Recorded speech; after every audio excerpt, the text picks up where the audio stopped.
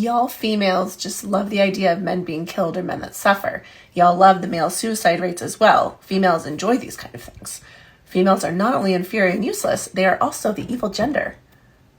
Ew. Well, since our little bot brought up gender in art, let's talk about it. Hi, I'm Carrie. I'm a historical fiction author and certified history nerd. I have an intense interest in the erasure of women in art history. Now, this spirited response was in relation to this painting, which you may have seen multiple times on my page. Judith slaying Holofernes. This is from a biblical story in the book of Judith in the Old Testament. It's been a popular inspiration for artists since, the Middle Ages. The image I often show was painted by Artemisia Gentileschi around 1620. She painted an earlier version in 1612.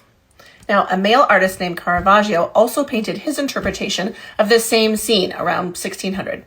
Just for reference here, Caravaggio was known as a violent, unstable man. He loved to brawl and was an active member of street gangs.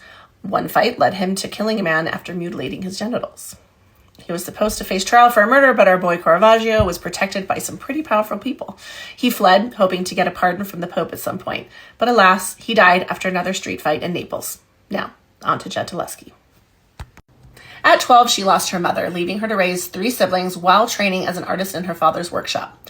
At 18, she was raped by an acquaintance of her father. She endured a brutal 7-month trial where she was tortured with thumb screws as a way to verify her evidence. He was convicted, but his sentence was never enforced. She put her pain and fury into her art. Let's compare. In Caravaggio's version, we see a timid woman with thin arms and a pristine white blouse. She is hesitant and pulling away from the beheading, even horrified by it.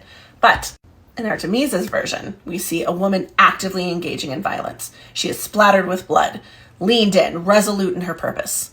This painting reveals rage over being abused by a man and living in a system that protects the predator. It's a rage that 400 years later we feel in our fucking bones.